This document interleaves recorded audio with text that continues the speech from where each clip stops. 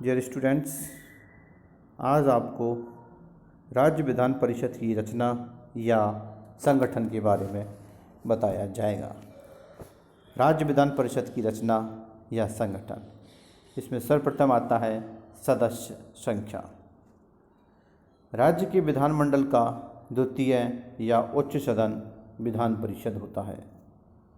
संविधान में व्यवस्था की गई है कि प्रत्येक राज्य की विधान परिषद के सदस्यों की संख्या उसकी विधानसभा के सदस्यों की संख्या के 1/3 यानी 1/3 से अधिक नहीं होगी।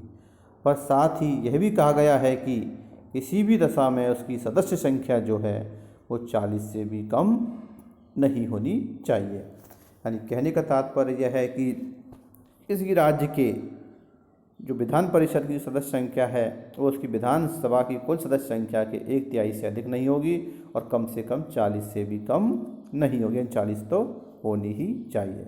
जम्मू कश्मीर को क्या इस संबंध में अवश्य अब बाद में रखा गया है।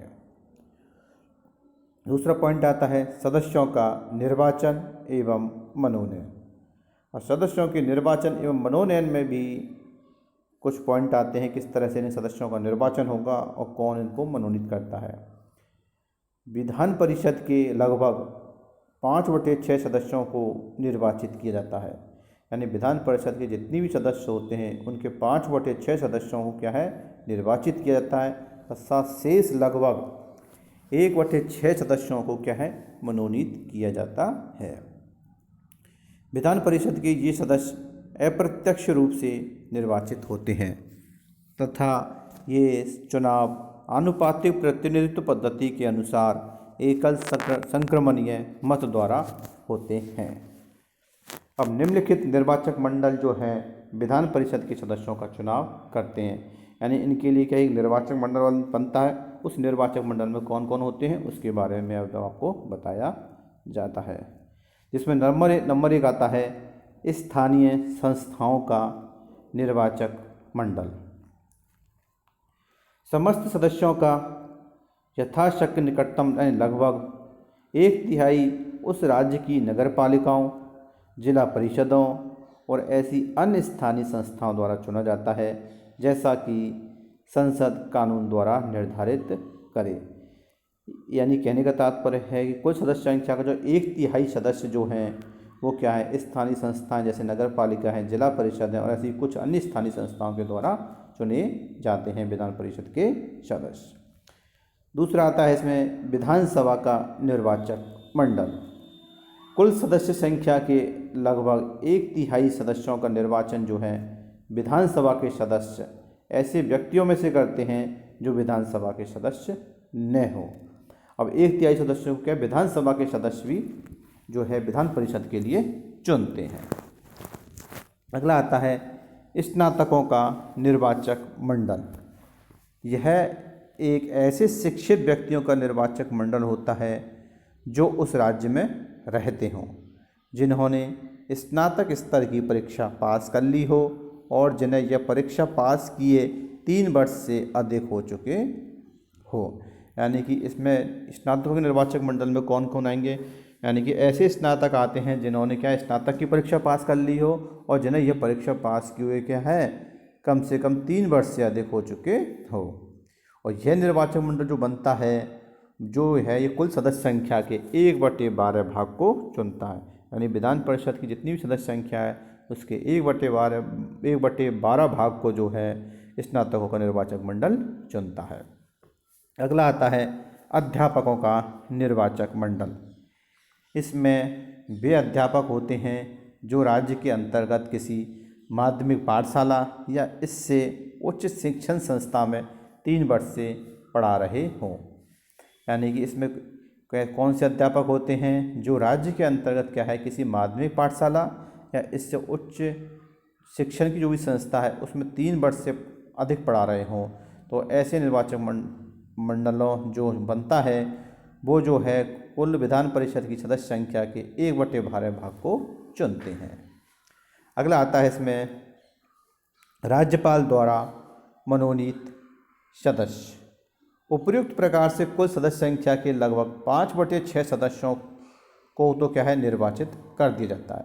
अब जो आपको संख्या बताई थी अभी इस प्रकार से 1/3, 1/3, 1/12 और 1/12, तो ये कुल मिलाकर के कितने हो जाते हैं 5/6।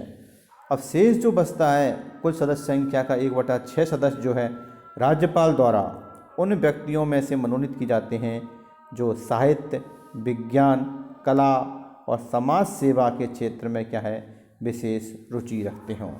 अब जो शेष जो 1/6 सदस्य जो बचते हैं वो क्या है राज्यपाल द्वारा जो साहित्य, विज्ञान, कला और समाज सेवा के क्षेत्र में जो विशेष रुचि रखते हैं उनमें से राज्यपाल के द्वारा क्या है मनोनीत किए जाते हैं। अगला आता है सदस्यों की योग्यताएं। विधान परिषद की सदस्यता के लिए भी वे योग्यताएं हैं जो विधान सभा की सदस्यता के लिए हैं।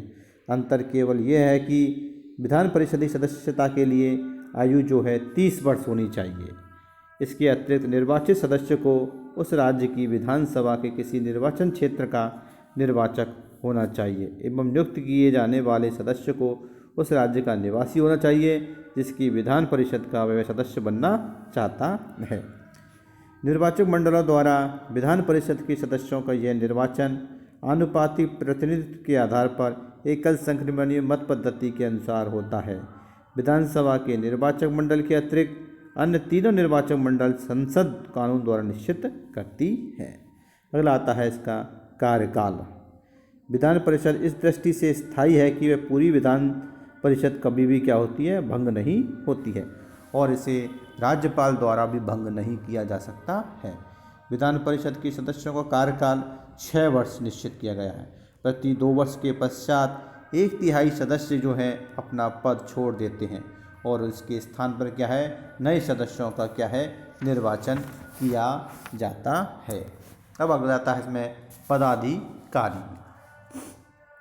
विधानसभा अपने सदस्यों में से एक अध्यक्ष और एक उपाध्यक्ष तथा विधान परिषद अपने सदस्यों में से ही क्या है एक सभापति और एक उपसभापति का चुनाव करती है।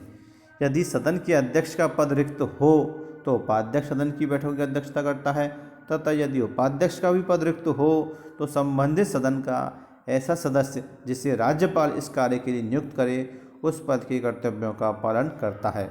सभापति और उपसभापति के वेतन राज्य का विधानमंडल निर्धारित करता है। इस प्रकार आज आपको राज्य विधान परिषद की रचना के अंतर्गत सदस्य संख्या, सदस्यों का निर्वाचन एवं मनोनयन एवं सदस्यों की योग्यताएं, कार्यकाल कितना होता है और उनके पदाधिकारी कौन कौन से होते हैं इसके बारे में बताया गया है। धन्यवाद।